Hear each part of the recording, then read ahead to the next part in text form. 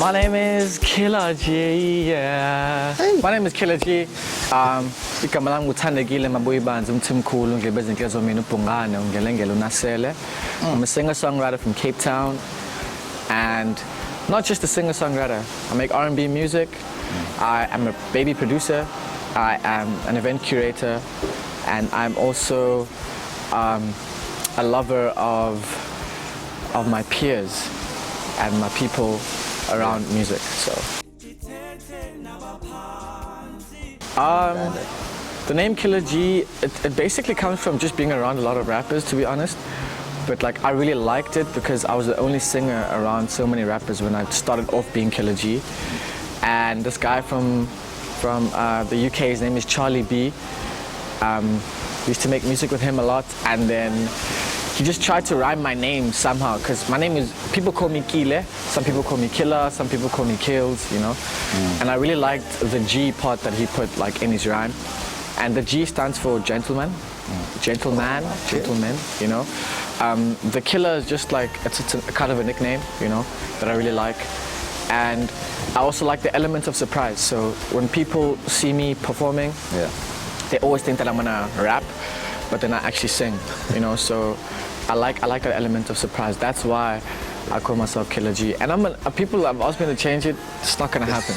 It's really not gonna happen. Yeah, that's a big misconception people have when I put people out your music. They always think this is some gangster street rapper. Yeah. Nah, I feel it. All right. Yeah. I think my parents have tried to support, you know. They tried to support the best that they could, but only to a certain limit, you know, like, because, you know, I'm coming from a black family, so it's not easy for the family of our generation to support like dreams, because they didn't follow their dreams, you know. So I just kind of had to just be stubborn and just follow my dream. But you know, my mom and my dad have come to one of my shows, you know, and they've been very happy and impressed. But yeah, like they actually don't even realize how much they inspire me musically in terms of what I write and what I talk about, you know. Yeah. So I'm very happy with their support that they've given me, you know. I wish it was a little bit more, to be honest with you, but like it's also okay. Like, you know, your parents just want you to succeed and want you to be rich and have money, so that you don't have to bother them again, or so that you can help them again one day, you know. But I just think they just want me to be healthy and happy. So they've supported my happiness, I guess, in a sense, because I wouldn't be Kila G without them like allowing me to do things that I actually want to do. So yeah. Sure. I feel that, bro. I feel that.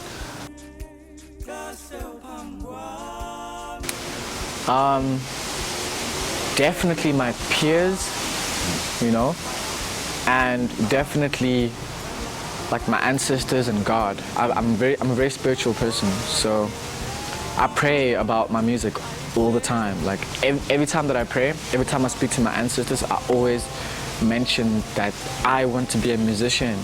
Allow me to be that and give me the strength to face all the challenges that have it, you know. Yeah. So yeah, and also like sound, man. Like I don't like creating a banger. I like creating a sound. I like creating something completely different. Mainly not like in the commercial space, but mainly like in the indie space, because the indie space has so much space to have like different types of sound to be created. So definitely my peers, God, my ancestors, and like the type of energy that I get from being in the studio and performing. Yeah. You know? Performance is definitely my strength.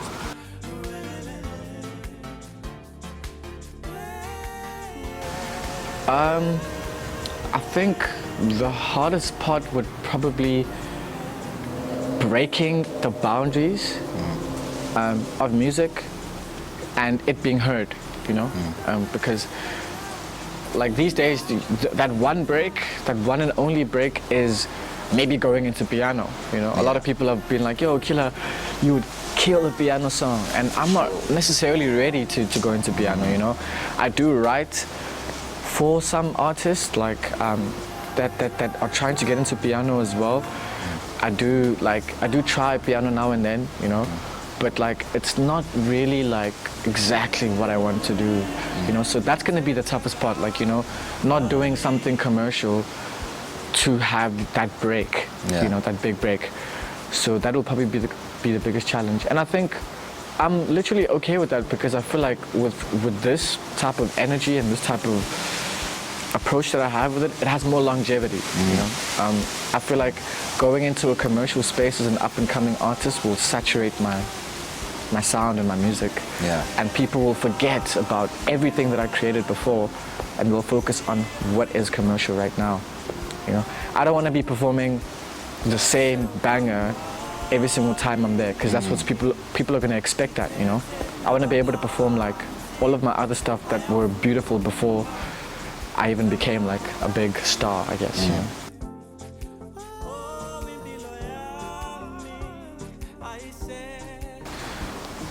Definitely doing like a music course, any type of course, it doesn't matter. It could be 3 months, 2 months, just doing a course. That really boosts a lot. Like even going to workshops, you know. Yeah. Attending workshops. When there's a music workshop, go there. Like it helps you think and makes me understand that you're not tripping when it comes to your dream, you know. Yeah. There are people that need to just explain their journey to make you understand where your journey could go. Yeah. You know, so I definitely think just doing, you know, courses. And also I did vocal lessons for 5 years when I was in school, so that helped a lot. Yeah. You know, I was lucky enough to go to a really good school. That helped me musically. I was in vocal ensembles, I was in choirs, and I got to learn a lot about like how I can control my voice, yeah, in a sense, and how I can control people when I'm performing on stage. Yeah. And also like upping my pen game, you know. Also being around people, like the tools are the people around you also.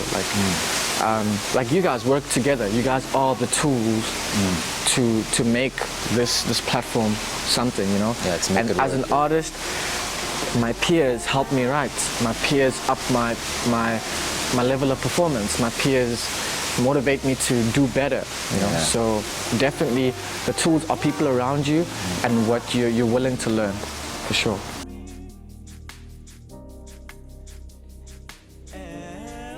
Damn. Damn. To this day, I think about it. I was going into like the mature side of Kila G, like hence Elegant King. Like, you know, it's about like, oh man, it's how do I explain it? It's about growing and becoming like a man. It's like going to the mountain, you know. Like I went to the mountain, you know, and when you come back from the mountain, you have a lot to share about your experience, you know. I feel like that's the kind of vibe that the EP is. It's me coming from Stone Age and Pure Heart, the Pure Heart album, and going into this Elegant King who now can just do any type of genre. Because in the EP, there's a lot of vibe. There's like, you know, there's like a touch of, there's like a super R&B. There's a touch of like dancing type music, but like tango type music, you know. But there's maturity in it, you know. I still have fun within the EP, and like a little bit of boom bap, hip hop inside it with Regular 9 to 5 featuring Supreme Soul. Like, I love that. I love that song so much. It's definitely the anchor of the Elegant King EP, because it explains like what I had to eventually go into to become this Elegant King. I had to get a 9 to 5, you know. It's like my reality. I had to do something about myself financially, life-wise, so that I can still be able to keep up this Kila G brand, you know. So, yeah, for sure. Like I think the Elegant King EP is one of my favorite projects. I'm gonna start with Sire. Sire was the first producer that I worked with. Well, no. Yeah. Sire, definitely one of the first producers I worked with. I'm gonna start with Chanel Adams. She produced Spotlight on the Stone Age EP and Green Conversations on the Stone Age EP. one of my first songs ever. Yo, The guy fire. took me out of work to go and make this song, and then I quit my job. So like, Same time. same time, you know. So like, he's a huge part of my career, and I'll never ever forget him. Chanel Adams, amazing producer, who also has music out right now. I worked with Saya. Saya is an amazing flippin' genius. I produced Izenzo Zam with him. He allowed me to be involved in production for the first time. And him and I produced majority of the song. I wrote the song on the spot, like on the day. Yo. And it became like one of my best songs like ever, you know. Yeah. I worked with Prod9, who produced the whole of the Elegant King EP. He's like my brother, you know, my big brother. He plays drums as well. He has his own studio in Maitland, and he's doing his thing. I've also worked with Lord Keys. Yo. I've also worked with Scintilla, who's an amazing producer. I've worked with Lucanio, who is a producer and a musician as well. He's on a song called Let Me Flex that I have. And yeah, I've worked with a lot of producers. These are my peers. They've become my best friends now. Yeah. So yeah. Yeah, heavily. I believe in collaboration so much. Collaboration has got me to where I am today, bro. Yeah. Like, without collaborating with anyone, I don't think I'd be Kila G today. I feel like collaboration is what makes it bigger than us. With regarding Amapiano has opened a lot of doors, you know, especially for a lot of genres, you know. There are people like pushing private school Amapiano, which has a bit of soul in it, you know, putting Afro into Amapiano, putting hip-hop into Amapiano. It's opening a lot of doors for genres to come out nicely, you know? Yeah. And the fact that it's like our own, like the genre is a South African genre, I feel very proud to be in the generation that was like here when Amapiano started, you know? So yeah, I think for sure Amapiano has definitely opened a lot of doors for us.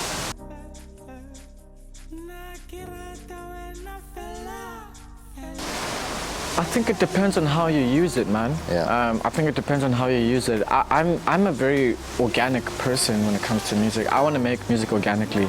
Yeah. I don't want it to be too like, you know, technical. Like Yeah. I want to make music purely. So when I'm in the studio, I like starting with vocals. Yeah. And then the BPM comes in. After the BPM comes in, we work around that. Like then we bring instruments. Like I really also don't like the programmed instruments. I like bringing in maybe like a bassist and a keys player and an actual live drummer to do the live stuff. Like I like the live element of everything. Yeah. I don't think it will kill it. I think it will help a lot, but also how you use it is important. If it feels like music is feeling, bro. Like it doesn't matter what genre it is, it's feeling. So if it feels too like, you know, if it feels like it has too much technology in it, we will feel it, you know. But if it feels organic and we feel like from production to the lyrics to everything, you will like it's just a feeling, bro. I personally don't like the technology that's getting deeper and deeper into music, but I think it does help. But how we use it is the most important thing. So, yeah. Very important, bro. Very important. Like making what you feel, because people mess with you when you are being yourself majority of the time. Like people like Kila G because Kila G was himself in this music, you know. That's how I think people still listen to my music and still follow my music, because I was myself throughout. So like if I can feel that you are feeling like you are within yourself in the song, I will listen to you for a very long time. But if I can feel that like you weren't yourself, it will show in the music, you know. Yeah. I think people should always do what they feel, and not what the labels would tell them, or not what like like a fan told them. You know what I mean? Do what you feel, because what you feel is what will people like, because it's you. You know? So yeah.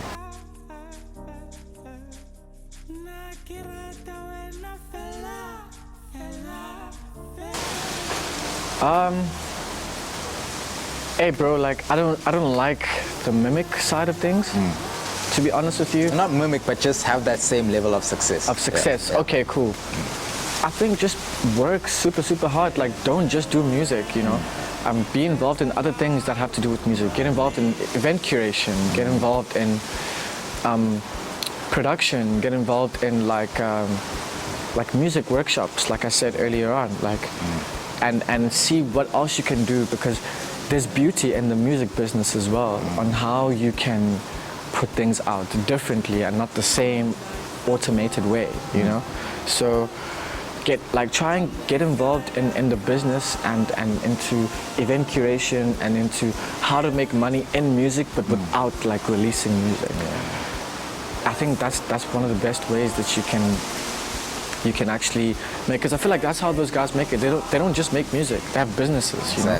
So I think you can also tap into something that's outside of music completely, like property, like, you know, things like that. Maybe creating a label and owning property so that you can get your artist to stay in that property. You know what I mean? Things like that. There's so many ways that you can always intertwine music into it. Like, I'll be honest with you, I work at 9 to 5, I work at a bar, right?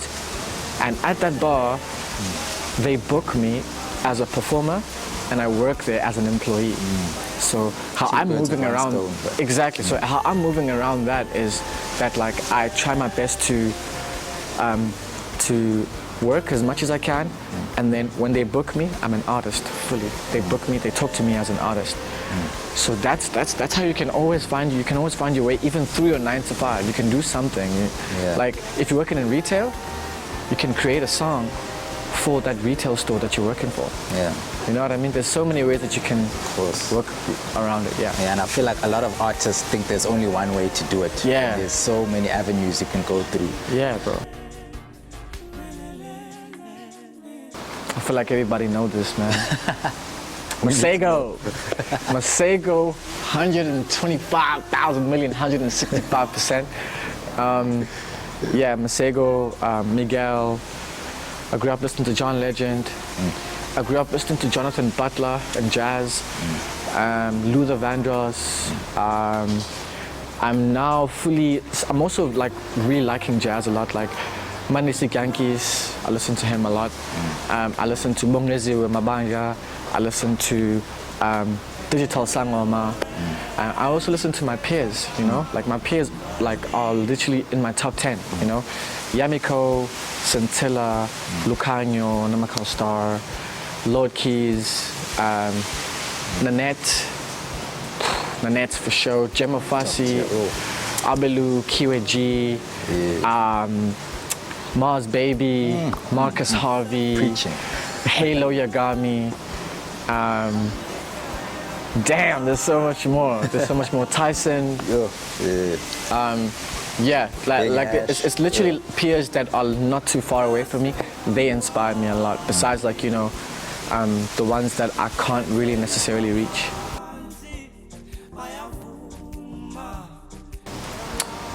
I always say this, like, to people around me. I want my little brother to say, when I'm gone one day, to be able to say, Kila actually followed his dream. He didn't care what people said, didn't care what people did. He cried, he went through the most, he was happy, he was good, but he still followed his dream. And no matter what, like, I want to be remembered for being able to still follow my dreams no matter what. And for someone else to be able to do the same thing. No matter what you go through, just keep following that dream, because you're not tripping. They are tripping. You're not, because you know, like, it's your God-given talent. You know what you deserve, you know. So, yeah, just follow your heart and follow your dream.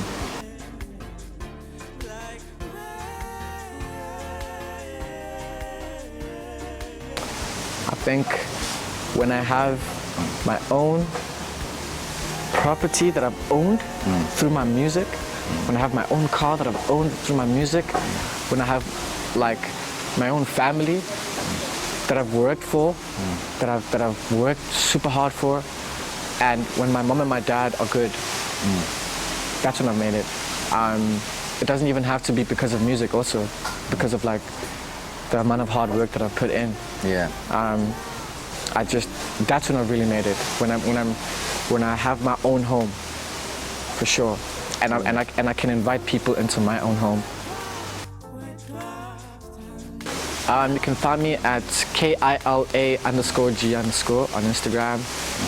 I'm not really on Twitter, so I'm not gonna really share that one. Like, I'm good. And like on all streaming platforms, KILA_G. Kila G, not 2 L's, 1 L, please. People always get it wrong, but it's okay. They're learning. So yeah, you can find me on all streaming platforms. I'm mainly on Instagram. That's where I communicate. You can also email me as well on kilagmusic@gmail.com. And yeah, we can work. What's up, peeps? My name is Kila G, yeah, and I am here with Friday's Finest Life. Yes, sir. Perfect. Thank you, sir. Cool. We Thank appreciate guys so you. much, man.